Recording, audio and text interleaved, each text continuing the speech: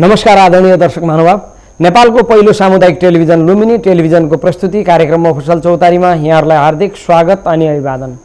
देशको समसामयिक राजनीतिक आर्थिक शैक्षिक मुद्दाहरूमा बहस चलाउने उद्देश्यले तयार पारिएको यो कार्यक्रममा आज हामीले देशको उत्पन्न परिस्थिति र अहिलेको सङ्क्रमणकालीन अवस्था र विभिन्न राजनीतिक दलहरूले अहिले सरकारविहीनको अवस्था भनेर भनिरहेका छन्, तर सरकार एउटा अवस्थामा छ। बाबुराम भट्टराईले सरकारको नेतृत्व गर्नु भएको छ। यिनै विविध विषयहरूमा हामी छलफल गर्नेछौँ र आज हामीसँग हुनुहुन्छ संविधानविद दिनेशमणि त्रिपाठी। दर्शक महानुभाव, आउनुहोस् उहाँलाई कार्यक्रममा स्वागत गरौँ। यहाँलाई कार्यक्रममा स्वागत छ। धन्यवाद। यो अहिलेको अवस्था संविधानविहीनताको अवस्था हो होइन? संविधानविहीनताको अवस्था त भन्न मिल्दैन, तर जुन किसिमको परिस्थितिको निर्माण भएको छ संविधानका धाराहरूमा, संविधानका धारा र अक्षरहरूमा त्यसको स्पष्ट निकास देखिँदैन र एउटा सुनियोजित तरिकाले विकल्पका सबै ढोकाहरूलाई बन्द गरेर आज मुलुकलाई यो अवस्थामा पुर्याइएको छ। र यो एउटा कस्तो स्थिति हो भने एउटा संवैधानिक रिक्तताको स्थिति हो। संविधान एउटा विहीन बनाउने एउटा कसरत भइरहेको देखिन्छ। किनभने जेठ 14 गते भन्दा अगाडि संविधान सभासँग तमाम उपयुक्त विकल्पहरू थिए र एउटा मार्गचित्र तय गर्न सकिन्थ्यो। पहिलो कुरा के थियो भने सर्वोच्च अदालतले जुन आदेश दियो त्यो आदेशको मर्म के थियो भने कि उचित संवैधानिक प्रबन्धहरू गरेर एउटा मार्गचित्र तयार गर। यदि पहिलो कुरा त संविधान जारी गर, त्यो मुलुकको हितमा हुन्छ। यदि संविधान जारी हुन सक्दैन भने पनि अन्य उचित प्रबन्ध गर भन्यो। निर्वाचनमा जाँदाखेरि पनि त्यो उचित प्रबन्ध नगरिकन, उचित संवैधानिक प्रबन्ध नगरिकन निर्वाचनमा जाने कुरा पनि सम्भव हुँदैन। तर अब अहिले सर्वोच्च अदालतको आदेशलाई एउटा कपटपूर्ण तरिकाले त्यसको उल्लेख गरिँदैछ। यहाँहरू जस्तो संविधानविदहरू हुनुहुन्छ, किन मौन हुनुहुन्छ? हामीहरू बोलिरहेका छौँ, लेखिरहेका छौँ, आवाज उठाइरहेका छौँ, प्रेसर बिल्डअप गरिरहेको छौँ। तर यहाँहरूले गर्नुपर्ने काम त त्यो होइन नि। यहाँहरूले राजनीति गरे जस्तो भाषण गर्ने दबाब दिने होइन नि। यहाँहरू त जुन ठाउँमा जानुपर्ने थियो नि, यहाँहरू जानु भएन नि। होइन, हामीले के छ भने जस्तो अहिले सर्वोच्च अदालतमा तमाम रिटहरू दायर भएका छन्। करिब ती सबै रिटहरूमा म बहस गरिरहेको छु। भोलि नै एउटा मुद्दामा बहस छ, यही अहिलेको यो संवैधानिक जटिलताको विषयलाई लिएर। त्यसकारण के छ भने भोलि बिहानको फ्लाइटमा जाँदैछु म। त्यो छ।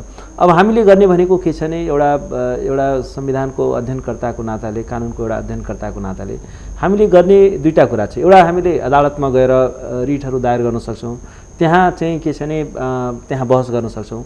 अर्को कुरा के छ भने एउटा कानुन व्यवसायी भएको नाताले हामी एउटा पब्लिक ओपिनियन मेकर पनि हौँ। पब्लिकमा आफ्नो कुरा राख्न सक्छौँ। राजनीतिज्ञहरूलाई के छ भने भेटेर पनि आफ्ना कुराहरू राख्न सक्छौँ। र सबभन्दा दुईवटा कुरा के छ भने एउटा त अदालत मार्फत, अर्को के छ भने पब्लिक ओपिनियन मार्फत। दुईवटा कुरा हो। त्यो दुईटै च्यानलबाट चाहिँ के छ भने हामीले आफ्नो कर्तव्य पुरा गरिरहेका छौँ। निरन्तर यो विषयमा निरन्तर बोलिरहेको छौँ, निरन्तर लेखिरहेको छौँ, निरन्तर आवाज उठाइरहेको छौँ। किनभने यो संविधानसँग धेरै ठुलो धोखाधडी भयो र अहिले जुन निर्वाचनको जुन तिथि तोकियो, साँच्चीकै भन्यो भने यो चुनाव गराउने प्रयोजनको लागि त्यो मनसाय राखेर यो मिति तोकिएको छैन। किनभने साँच्चीकै निर्वाचन नै गराउनु थियो भने अन्तिम संविधानमा त्यसको लागि उपयुक्त र आवश्यक प्रबन्ध गरिन्थ्यो होला। किनभने अहिले संविधानको तपाईँले अक्षर र धाराहरू हेर्नुभयो भने अहिले निर्वाचन गराउने त्यहाँ कुनै संवैधानिक प्रबन्ध छैन। संविधानको कुन धारालाई टेकेर तपाईँले चुनाव गराउनुहुन्छ? जस्तो संविधानको, किनभने अन्तिम संविधानले एकचोटिलाई मात्रै संविधान सभाको निर्वाचनको परिकल्पना गरेको छ। संविधानको धारामा स्पष्ट रूपमा के भनेको छ भने 64 सालसम्म संविधान सभाको निर्वाचन हुनेछ भनिएको छ।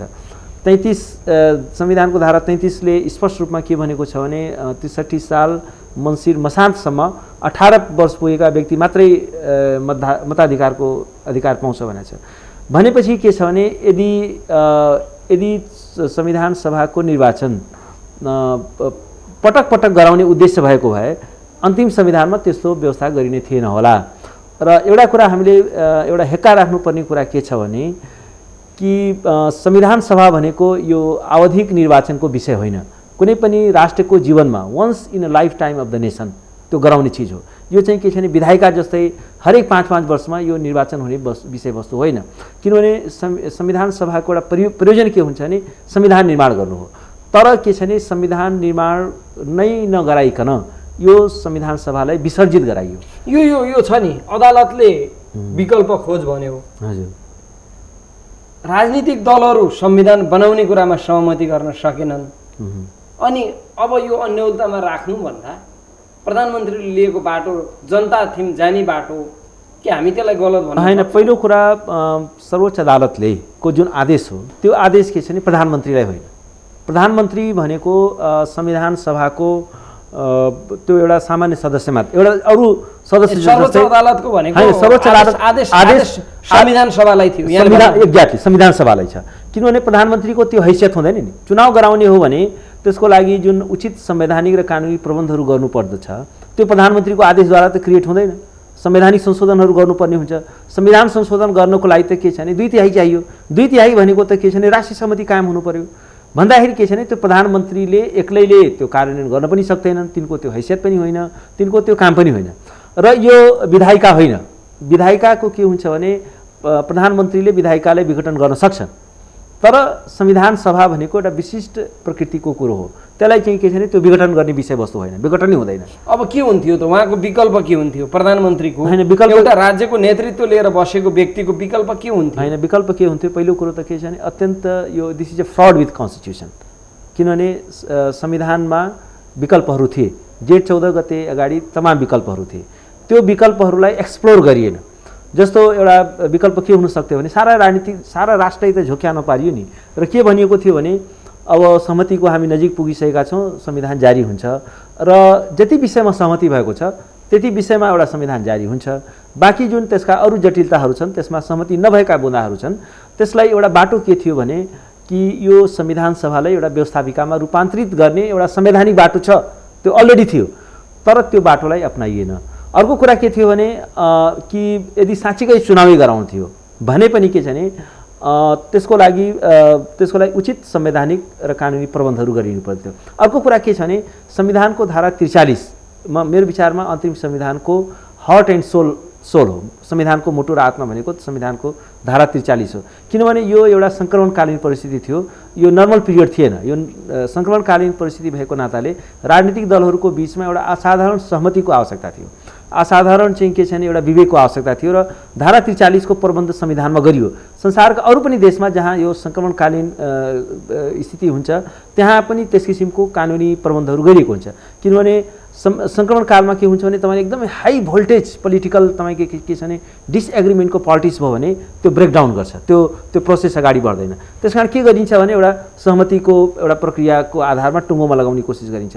धारा 43 को प्रबन्ध के थियो भने जनआन्दोलनको भावना, राजनीतिक दलहरूको सहमति र सहकारीको आधारमा र राजनीतिक दलहरूले एउटा न्यूनतम जुन कार्यक्रमहरू उनीहरूको बनाएको सहमतिको आधारमा बनाएको कार्यक्रमको आधारमा नेपाल सरकारको सञ्चालन हुने व्यवस्था गरिएको छ।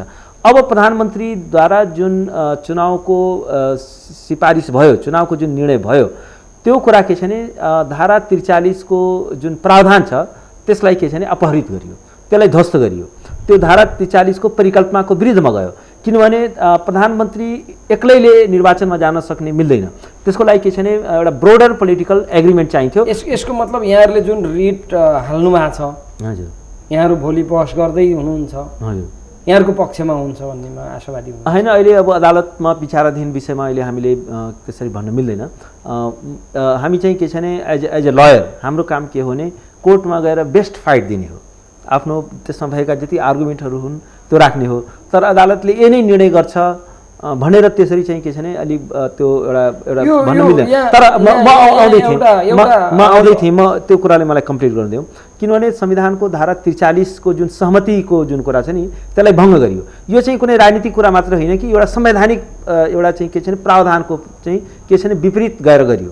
त्यसमा पनि के छ भने कन्सल्टेसन भएन नि अरू पोलिटिकल पार्टी। अर्को के छ भने जुन बेला यो संविधान निर्वाचनको जुन निर्णय भयो त्यो बेला चाहिँ के थियो भने प्रधानमन्त्रीको दल पनि सिङ्गो थियो। अहिले उहाँको दल पनि 2 टुक्रा भएको छ भनेपछि त उहाँको राजनीतिक सहमतिको त झन् उहाँको त के छ भने शक्ति त झन् कमजोर भयो र जुन गुटमा उहाँ हुनुहुन्छ त्यो गुटको पनि पुरा समर्थन उहाँलाई छैन।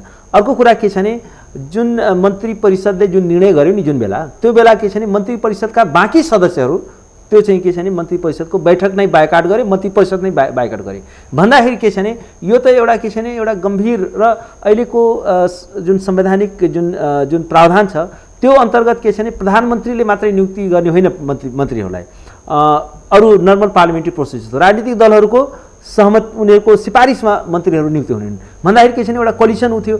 बाँकी ब्रोडर पोलिटिकल फोर्सेसहरूसँग त सहमति गर्नु कता कता, जुन गभर्मेन्टमा भएका राजनीतिक दलहरू थिए उहाँहरूसँग पनि के छ भने कन्सल्टेसन भएन, उहाँले पनि कन्फिडेन्समा लिएन। भनेपछि के छ भने अहिले नेसनको यत्रो ठुलो प्रोजेक्ट छ, शान्ति प्रक्रियाले टुङ्गोमा पुर्याउनु छ, कन्स्टिट्युसन लेख्नु छ, अहिले डेमोक्रेटिक प्रोसेस जो ट्र्याकभन्दा बाहिर गएको छ त्यसलाई ट्र्याकमा ल्याउनु परेको छ। अहिले यो सगरमाथा जस्ता अग्ला अग्ला चाहिँ के छ भने टास्कहरू छन् यो नेसनका, त्यो टास्क चाहिँ के छ भने प्रधानमन्त्रीको एउटा सानो गुटले, बाबुरामजीको सानो गुटले त्यो टास्कहरूलाई सम्पन्न गर्न सक्दैन। त्यसकारण के छ भने यो नेसनमा एउटा ब्रोडर पोलिटिकल एग्रिमेन्ट नभइकन, पोलिटिकल एउटा चाहिँ के छ भने ब्रोड बेस एउटा पोलिटिकल एउटा सहमति नभइकन यो प्रोसेसको अर्को कुनै निकाय छैन। तर यो के भने एउटा क्यालकुलेटेड स्टडीमा एउटा के हुन्छ भने जस्तो प्रधानमन्त्रीले त्यो जुन गर्नु हो, पहिलो कुरा त के छ भने यसको कुनै पनि यो शून्यतामा छ, किनभने के हुन्छ भने मन्त्री परिषदको सिफारिसलाई राष्ट्रपतिले अनुमोदन गर्नुपर्ने हुन्छ, राष्ट्रप्रमुखले अनुमोदन गर्नुपर्ने हुन्छ। त्यो जसरी के छ भने प्रधानमन्त्री परिषदको सिफारिसमा यसरी मङ्सिर 7 गते निर्वाचनको मिति तोकिएको छ भन्ने प्रेसिडेन्ट हाउसबाट कुनै रिलिज आएको छैन, कुनै प्रेस विज्ञप्ति आएको छैन र उहाँहरू चाहिँ के छ भने चुनाव गराउँछु भनेर अहिले भनिरहनु भएको छ। त्यसको के छ भने त्यो एउटा उहाँको जुन सिफारिस हो त्यो सिफारिस के छ भने अहिले संवैधानिक शून्यताको स्थितिमा छ। यहाँलाई के जोड्न चाहे भने एउटा फैसलाका कारण प्रधान न्यायाधीशले आफैले कता कता पश्चाताप मानिसक्नु भएको अवस्था छ। अब यो फेरिको निर्णय हुन सक्ने निर्णयबाट अब अदालतहरू यसरी निर्णय गर्ने र पश्चाताप हुँदै जाने अवस्थामा जाँदा हैन, अब यसले नै नेपालको अवस्थालाई कहाँ पुर्याउँछ? हैन, यो पहिलो कुरा त यो प्रधान न्यायाधीशले यसरी कुनै सार्वजनिक ठाउँमा पश्चाताप गरेको चाहिँ मेरो जानकारीमा छैन। सार्वजनिक रूपमा यस्तो फैसला हैन, यस्तो निर्णय हुन्छ भनेको भए, यस्तो परिस्थिति आउँछ भनेको भए हुने अवस्था हैन, यो बुझेको भए यो गर्ने थिएन। हैन, यसमा म एउटा कुरा के भनौँ भने पहिलो कुरा त के छ भने अदालतले एउटा फैसला गरिसकेपछि त्यो अदालतको फैसला भयो, पछि के छ भने एउटा व्यक्तिको रूपमा प्रधान न्यायाधीशले या त्यसमा संलग्न भएका न्यायाधीशहरूले हैन त्यो न्यायाधीशले के विचार व्यक्त गर्नुभयो त्यसको त्यति रिलेभेन्सी होइन। तर म एउटा के निवेदन गर्न चाहन्छु भने यो त प्रधान न्यायाधीशले आफैले बोलेको कुरा हो नि त। हैन, त्यो होला कुन कन्टेस्टमा के बोल्नु हो त्यो अहिले त्यसमा म अहिले प्रवेश गर्न चाहन्न। म खालि के निवेदन गर्न चाहन्छु भने कि सर्वोच्च अदालतको जुन फैसला आयो त्यो फैसलाको मर्म र मकसद यो होइन जुन चाहिँ के छ भने प्रधानमन्त्री बाबुराम भट्टराईजीले प्रचारित गर्दै हुन्छ। र यो कुरा त के छ भने 6 महिना अगाडि नै जेठ 12 गते आएको फैसला होइन, यो मङ्सिरमा आएको फैसला हो। 6 महिना चाहिँ के छ भने यसको म्याद बाँकी थियो र 6 महिनाभित्र के छ भने संविधान बनाउनको लागि, किनभने संविधानको अरू बेसिक कुराहरूमा वर्कआउट भइसकेको थियो, खालि के छ भने जुन विवादित मुद्दाहरू थियो त्यसमा एउटा पोलिटिकल एग्रिमेन्ट गर्न बाँकी थियो, त्यो भनेको के छ भने मोर देन सफिसियन्ट टाइम थियो र त्यो कुरा चाहिँ के छ भने अदालत यसो हेर्दाखेरि पर्याप्त समय थियो। र अर्को कुरा के छ भने म चाहिँ पर्सनली के मान्छु भने त्यो 6 महिनाभित्र एउटा राजनीतिक दलहरूको बिचमा साँच्चीकै संविधान बनाउने एउटा इच्छा शक्ति भएको भए, राजनीतिक इच्छा शक्ति भएको भए संविधान बन्न सक्दथ्यो, संविधान जारी हुने कुरामा कुनै चाहिँ अप्ठ्यारो थिएन।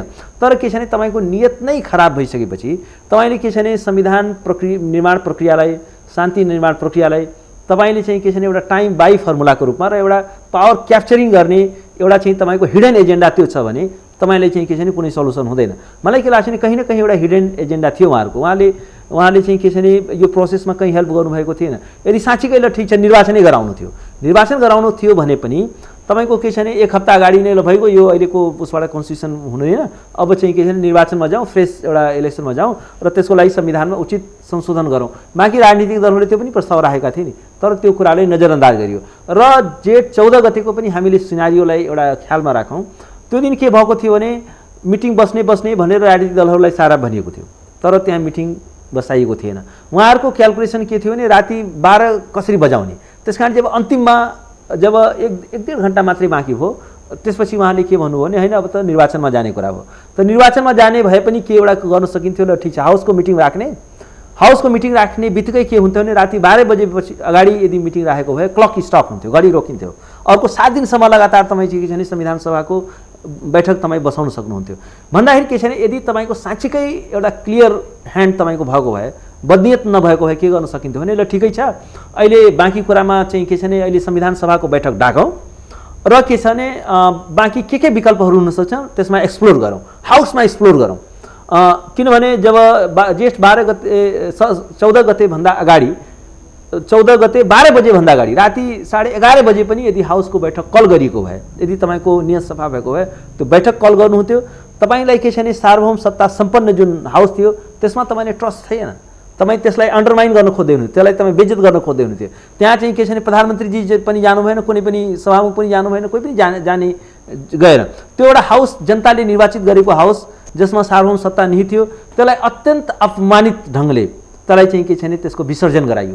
विघटन म भन्दिनँ किनभने विघटनको अधिकार प्रधानमन्त्रीसँग छैन, यो व्यवस्थापिका थिएन र यो चाहिँ के छ भने एकदमै क्यालकुलेटेड स्टडी अन्तर्गत थियो। र किनभने यदि तपाईँको नियत सभा भएको भए तपाईँ किन हाउससँग डराउने, किन त्यसको बैठक नडाक्ने, त्यसको बैठकमा त्यहाँ छलफल हुन्थ्यो नि। अर्को 15 मिनेटमा नडाकिनुमा प्रधानमन्त्री दोषी या संविधान सभाको होइन, म त्यसमा यस्तो के छ भने संविधान सभाको अध्यक्षको एउटा त समस्या छ, उहाँले बैठक डाक्नु भएन। अर्को कुरा के छ भने के एउटा भ्रम दियो भने ल ठिकै छ अब हामी यो सहमति भयो अब लास्ट एग्रिमेन्ट गरौँ भनेर एउटा चाहिँ के छ भने अलमलमा पारियो र ल लास्ट बैठक बसौँ भनेर बैठकमा केही नेताहरू जाँदाखेरि क्याबिनेटले त क्याबिनेटको मिटिङ बसेर यो त चुनावमा जाने चाहिँ के छ भने प्रस्ताव पारित गर्यो भन्ने कुरा अत्यन्त तपाईँको के छ भने होल नेसनलाई गफलतमा पारियो, छलकपटमा पारियो, एउटा नेसनलाई डार्कमा पारियो। भन्दाखेरि के छ भने यो कुनै चुनाव गराउने मनसाय त्यहाँ थिएन। यो चाहिँ के छ भने यो संवैधानिक प्रक्रियालाई चाहिँ के छ भने यसको मतलब यहाँलाई अझै पनि आशंका छ मङ्सिर 7 मा चुनाव होइन, मङ्सिर 7 गतेको च्याप्टर क्लोज भइसक्यो। मङ्सिर 7 गते कुनै निर्वाचन हुन गइरहेको छैन किनभने बाबुराम भट्टराईजी एक्लैले चुनाव गराउन सक्नुहुन्न। जुन दलको तर्फबाट उहाँ प्रधानमन्त्री हुनुभएको थियो त्यो दलको पनि समर्थन उहाँलाई छैन कि दलै त्यो टुक्रा भइसक्यो दुईटा भनेपछि कानुनी हिसाबले कुरा होइन कानुनी हिसाबले कुरा गर्दाखेरि पनि कानुनी संविधानको धारा 43 भनेको त्यो राजनीतिक कुरा होइन, त्यो त संविधानको धारा हो नि। संविधानको धाराले नै सहमति र सहकारीको कुरा गर्दछ भने यसको मतलब सहमति भयो भने मङ्सिर 7 भन्दा अगाडि पनि निर्वाचन हुन सक्छ, पछाडि पनि निर्वाचन हुन सक्छ। होइन, पहिलो कुरा त के छ भने त्यो ब्रोड बेस्ड पोलिटिकल एग्रिमेन्ट भयो भने, तर त्यसको लागि के छ भने तपाईँको अहिले जुन संवैधानिक जटिलताहरू छन्, अहिले निर्वाचन आयोगले के भन्यो भने मङ्सिर यो 7 गते निर्वाचन गराउनको लागि साउनको पहिलो हप्तासम्म यो सबै संवैधानिक जुन जटिलताहरू छन् त्यो फुकाउनुपर्छ। त्यसको लागि जुन कानुनी प्रबन्धहरू गरिनु पर्दछ त्यो केही पनि गरिएको छैन। शून्यमा चुनाव हुँदैन, त्यसको लागि के छ भने कुनै संविधानलाई टेके जस्तो भन्नुहोस् न, अहिले अन्तिम संविधानले तपाईँको के छ भने अहिले चुनाव गराउँदाखेरि अहिले 63 सालपछि अहिले 15 देखि 20 लाख नयाँ मतदाताहरू थपिएका छन्। के 15 देखि 20 लाख मतदातालाई चुनावबाट वञ्चित गरेर 601 जनाको लागि संविधानको धारा 64 लाई संशोधन गरेर अहिले 4 वर्ष बनाइएको छ। 4 वर्षको लागि र 601 जनाकै के निर्वाचन सम्भव छ, के राष्ट्रले त्यसलाई स्वीकार गर्छ भन्दाखेरि के छ भने त्यो त यो त एकदमै गम्भीर जटिलताहरू छन्। त्यसमा पनि निर्वाचन कानुन छैन, कुन कानुनलाई टेकेर तपाईँले चुनाव गराउने। यो 69 साललाई कसरी 64 साल हो भनेर पार्ने, किनभने 64 सालमा किनभने 64 सालमा चुनाव गराउने जुन कुरा थियो नि त्यो त संविधानको त्यो धाराको एकचोटि प्रयोग भइसक्यो। संविधानका कतिपय धारा कस्ता हुन्छन् भने त्यसको प्रयोग एकचोटि मात्र हुन्छ, जस्तो सङ्क्रमणकालीन प्रबन्धहरू हुन्छन्। संविधानको धारा 64 पनि 63 अन्तर्गत यो जुन चुनावको कुरा गरिएको छ, जुन धारालाई उहाँले कोड गर्नुभएको छ त्यो धारा अलरेडी बिन युज्ड, त्यो धारालाई चाहिँ के छ भने फेरि बिउताउन सकिँदैन। भन्दाखेरि के छ भने पहिलो कुरा त के छ भने यो कुरा प्रधानमन्त्रीज्यूलाई थाहा छ, उहाँको राजनीतिक दललाई पनि थाहा थियो, तर यो एउटा डिजाइनमा भएको छ क्या। यो चाहिँ के छ भने किनभने हेर्नुहोस् अहिले सबै बाटाहरू क्लोज गरेर संविधानका सबै ढोकाहरू थुनेर यो काम भएको छ। यो शून्यताको निकास के संसदको पुनर्स्थापना, संविधान सभाको पुनर्स्थापना अब यसमा सम्भव छ होइन? मेरो विचारमा यो कानुनी हिसाबले पहिलो कुरा त म यो हाउसको पुनर्स्थापनाको पक्षमा छैन।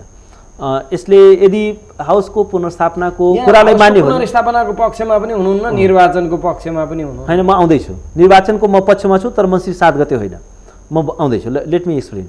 पहिलो कुरा त के छ भने यो जुन पुनर्स्थापनाको जुन कुरा छ, यदि पुनर्स्थापनाको कुरालाई मान्यो भने हिजो म्याद थपको किन राजनीतिक दलहरूले विरोध गरे?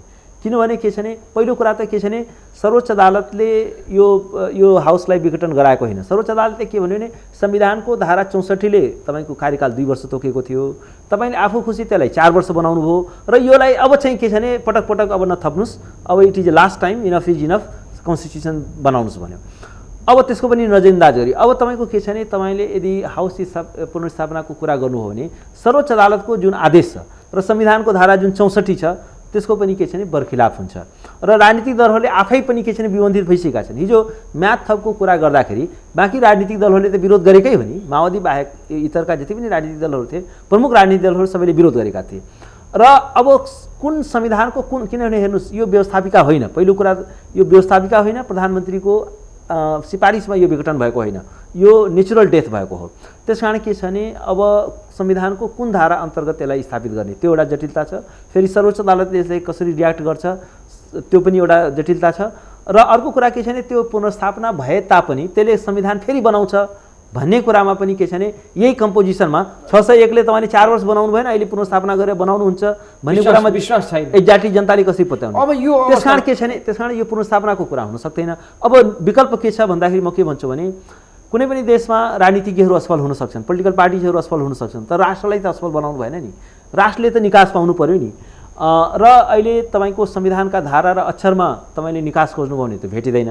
तर म के भन्छु भने सहमतिमा भेटिन्छ होइन, संविधानको स्पिरिटमा भेटिन्छ। अन्तरिम संविधानको धारामा भेटिँदैन, तर अन्तरिम संविधानको स्पिरिटमा र संविधानवादको थ्योरीमा भेटिन्छ।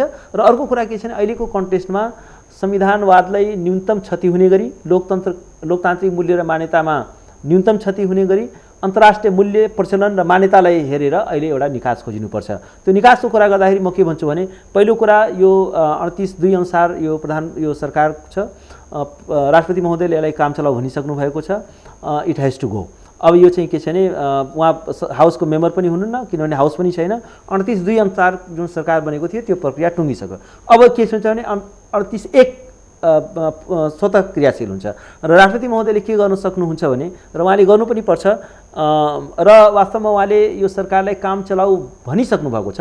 काम चलाऊ भन्नुको मतलब पनि के हो भने एउटा नयाँ सरकारको निर्माणको लागि बाटो ओपन भयो, बाटो प्रशस्त भयो। प्रधानमन्त्री कसरी काम चलाऊ हुन्छ? न राजीनामा दिनुभएको छ, उहाँले राजीनामा पनि दिनुभएको छैन, राष्ट्रपतिलाई काम चलाऊ भन्ने अधिकार पनि छैन भन्ने कुरा पनि आइरहेको छ। होइन, राष्ट्रपति एउटा पहिलो कुरा त के छ भने जुन व्यक्ति हाउसको मेम्बर छैन त्यो व्यक्तिले एउटा कार्यकारिणी अधिकारको प्रयोग गर्न सक्दैन। यो अन्तिम संविधानको परिकल्पना के छ भने जुन व्यक्ति हाउसको मेम्बर हुँदैन, 38(2) को जुन प्रक्रिया छ त्यो 38(2) को प्रक्रिया अन्तर्गत बनेको प्रधानमन्त्री हाउसको मेम्बर नरहने बित्तिकै त्यो प्रधानमन्त्री नरहने कुरा सुनिश्चित छ।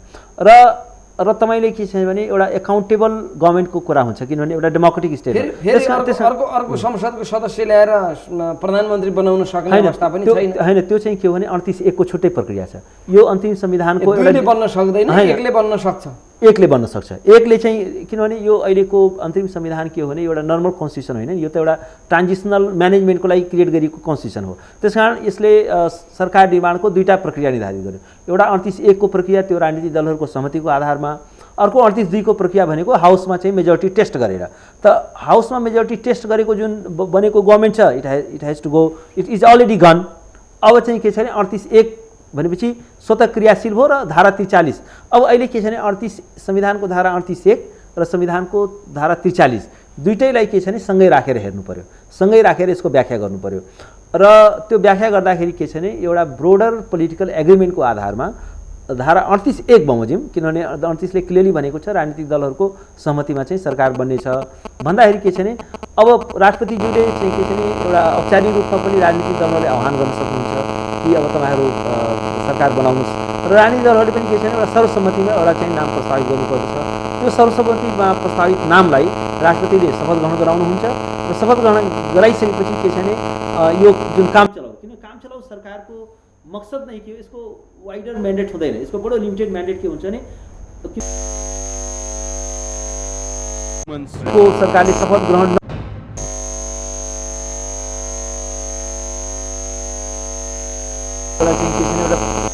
प्राविधिक उद्देश्यका लागि यो सरकार रहन्छ।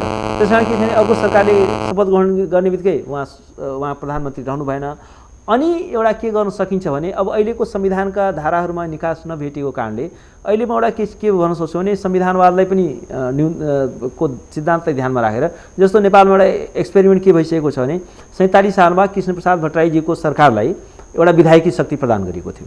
अहिले पनि हामी के भन्यौँ भने संविधानको धारा 43 अन्तर्गत एउटा चाहिँ के छ भने ब्रोडर एउटा के छ भने पोलिटिकल एग्रिमेन्ट गरौँ र एउटा त्यो ब्रोडर पोलिटिकल एग्रिमेन्ट चाहिँ के छ भने अब चुनावको लागि चाहिँ के छ किनभने सार्वभौम सत्ता त जनतामा नै छ नि, जनतालाई त कन्सल्ट गर्नु पर्यो नि। यसै पनि त यो संविधान सभाको यो हाउसको म्याद त 4 वर्ष त भइ नै सकेको छ भन्दाखेरि के छ भने अब चुनावमा जानु पर्दछ र चुनाव चाहिँ मङ्सिर 7 गते होला जस्तो त मलाई लाग्दैन, त्यो सम्भव छैन। त्यस कारण के छ भने वैशाख जेठ चैत यो 2-3 महिनालाई टाइम राखेर यो चुनाव गराउनु पर्दछ र चुनाव गराउँदाखेरि चाहिँ के छ भने मेरो विचारमा अब फेरि त्यो 601 को 4 वर्षको लागि चुनाव गराउनु हुँदैन। बेटर के हुन्छ भने एउटा विधायिकाको चुनाव गरौँ र एउटा विधायिकालाई पनि के छ भने एउटा 6 देखि 9 महिनासम्मको लागि एउटा कन्स्टिट्युएन्ट पावर दिउँ। योभन्दा अगाडिको जुन संविधान सभा थियो त्यो चाहिँ संविधान सभा थियो र विधायिका त्यसको स्याडो थियो। अहिले चाहिँ के गरौँ भनौँ भने यसलाई विधायिकाको 240 अलरेडी निर्वाचन क्षेत्रहरू छन् त्यसैमा चुनाव गरौँ। समानुपातिको कुरोलाई एकछिन बिर्सौँ किनभने त्यसले धेरै ठुलो सल्युसन अहिले दिँदैन। त्यसकारण एउटा जुन एउटा अर्को के छ भने एउटा एक्सपर्टकोहरूको एउटा कमिसन बनाऊ। त्यो एक्सपर्टहरूको कमिसनले के छ भने अहिलेसम्म जुन संविधान सभाले जुन वर्कआउट गरेको छ त्यसलाई पनि ध्यानमा राखोस्। पोलिटिकल पार्टीहरूसँग डिफ्रेन्ट स्टेक होल्डरसँग के छ भने वाइडर कन्सल्टेसन गरोस्, नेसन वाइड ट्राभल गरोस्, उनीहरूसँग पनि कन्सल्टेसन गरोस्। राज्य पुनर्संरचनाको स्वरूप संरचना संविधानको एउटा मसौदा त्यसले तयार गरोस् र आउने जुन हाउस हुन्छ त्यो 6 देखि 9 महिनाभित्र त्यो ड्राफ्टलाई चाहिँ त्यसले अनुमोदन गरोस्। मेरो विचारमा अहिलेको परिस्थितिमा त्यो एउटा चाहिँ के छ भने लेस हार्मफुल विकल्प हुनसक्छ। त्यसले दुईटा कुरा गर्न सक्छ। एउटा चाहिँ के छ भने कन्स्टिट्युसन मेकिङ प्रोसेसमा एक्सपर्टहरूको सहभागिताले पनि सुनिश्चित गर्न सक्दछ। किनभने हेर्नुहोस् जहाँ इभन संविधान सभाको पनि यहाँ एक्सपेरिमेन्ट गरिएको छ जस्तो साउथ अफ्रिकामा हेर्नुहोस्, संसार इभन हिन्दुस्तानमै हेर्नुहोस्, भारतमै पनि त्यहाँ के भएको थियो भने कि पहिले एउटा ड्राफ्टिङ कमिसन हुन्थ्यो संविधानलाई ड्राफ्ट गर्ने, जस्तो अम्बेडकरको अध्यक्षतामा भारतमा बनेको थियो। साउथ अफ्रिकामा पनि के छ भने एलबी स्याच नबनिए पनि यहाँ पनि अवस्था त त्यस्तै थियो हो हैन, तर त्यो कुनै एक्सपर्टहरूको कमिसनले ड्राफ्ट गरेन, अनसिनमा थियो हैन। अनसिनमा भए पनि त्यसको कुनै लेजिटिमेसी थिएन, त्यसको कुनै फर्मल थिएन। अर्को कुरा के हुन्छ भन्नु छ भने एउटा नेसनले पत्याएको एउटा क्रेडिबल मान्छेहरूको त्यो कमिसन हुनुपर्दछ जसले चाहिँ के छ भने एउटा र त्यसको एउटा निश्चित म्यान्डेट पनि दिनुपर्छ। किनभने हेर्नुहोस् संविधान बनाउनु मात्रै बहादुरी छैन, यदि त्यो संविधानलाई नेसनले एक्सेप्ट गरेन, इन्टरनेसनल कम्युनिटीले तपाईँको कन्स्टिट्युसनलाई एक्सेप्ट गरेन र त्यो कन्स्टिट्युसन चाहिँ डेमोक्रेटिक भएन, त्यो कन्स्टिट्युसन चाहिँ के छ भने इन्टरनेसनली एक्सेप्टेड डेमोक्रेटिक नर्म्स र फिलोसफीमा त्यो आधारित भएन, त्यो डेमोक्रेटिक भ्यालुजमा र रुल अफ लको प्रिन्सिपलमा बेस्ड भएन भने त्यो कन्स्टिट्युसनको कुनै पनि अर्थ छैन। त्यस कारण के छ भने एउटा क्रेडिबल मान्छेहरूको चाहिँ के छ भने कमिसन बन्नु जरुरी छ। कन्स्टिट्युसन मेकिङ प्रोसेसको दुईटा डाइमेन्सन हुन्छ। एउटा के हुन्छ भने टेक्निकल पार्ट हो, एक्सपर्टहरू त्यसमा रहनुपर्छ, त्यसको ड्राफ्टिङ प्रोसेस। अर्को के हुन्छ भने त्यसको पोलिटिकल प्रोसेस पनि हो, किनभने जनताको आकाङ्क्षा के हो, राष्ट्रले के चाहेको छ, राष्ट्रको समस्या के हो, त्यो कुरा चाहिँ के छ भने फेरि पोलिटिसियनहरूले बताउने हो, जनताका प्रतिनिधिहरूले बताउने हो। तर जनताका प्रतिनिधिहरूले संविधान पनि हामी नै ड्राफ्ट नै हामी गर्छौँ भन्दाखेरि त्यो हुँदो रहेछ। त्यो संसारमा कहीँ पनि त्यो अब हामी कार्यक्रमको अन्तिममा आइसकेका छौँ। राष्ट्रपतिको अवधि कहिलेसम्म रहन्छ?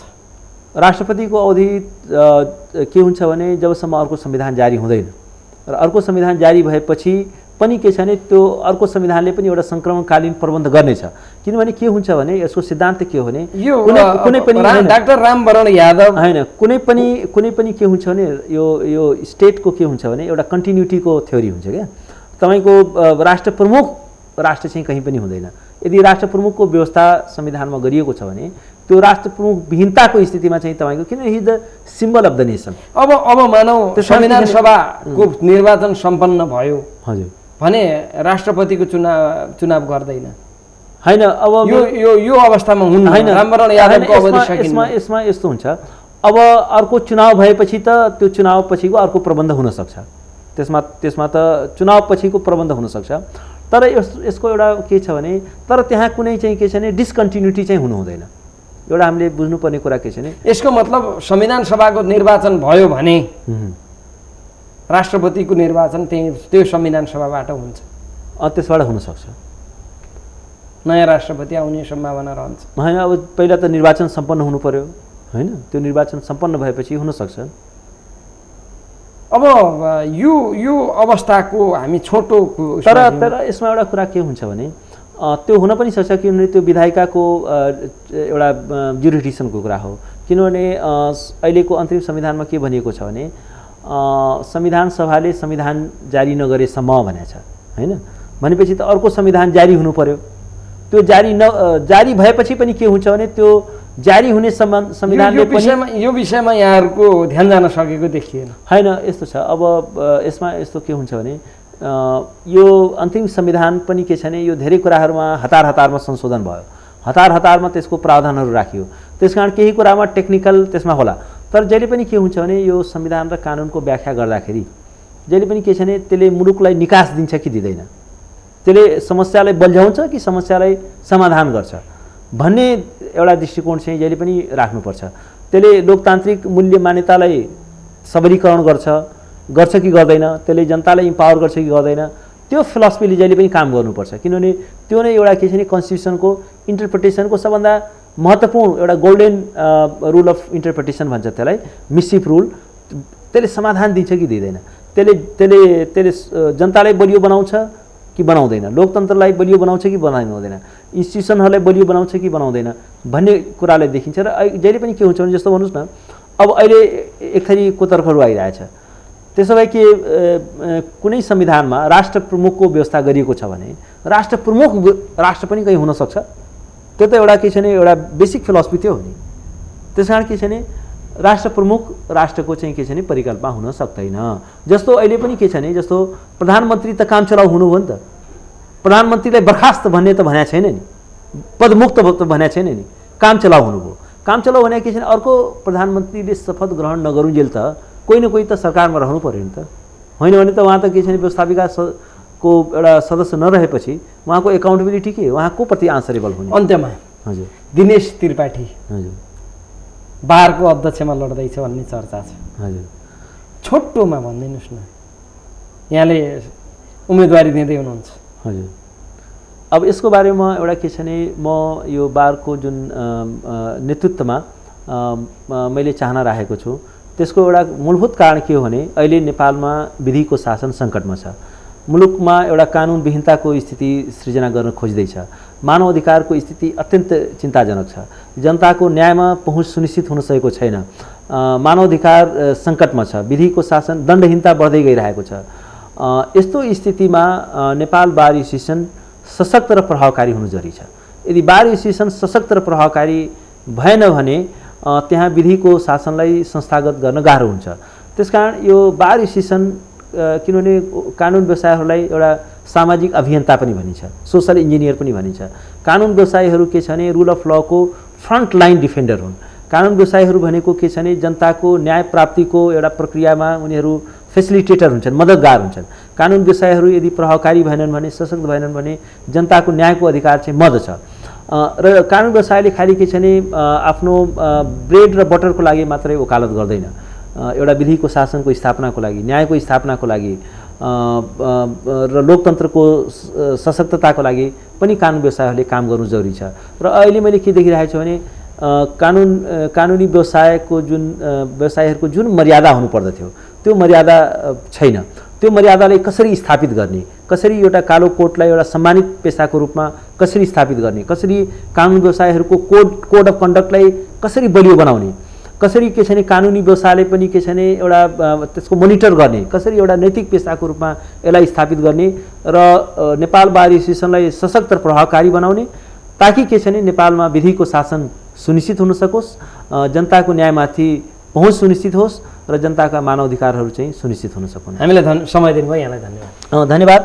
मलाई यहाँले निम्त्याएर आफ्नो विचारहरू राख्ने मौका दिनुभयो, त्यसकारण के छ भने म यहाँहरू सबैलाई धन्यवाद दिन चाहन्छु। दर्शक महानुभाव, कार्यक्रम मफसल चौतारीका लागि निर्धारण गरिएको समय सकिएको छ। आगामी हप्ता नयाँ अतिथिका साथमा यहाँहरूका माझमा उपस्थित हुनेछौँ। तबसम्मका लागि मफसल चौतारी युनिटलाई बिदा दिनुहोस्। नमस्कार।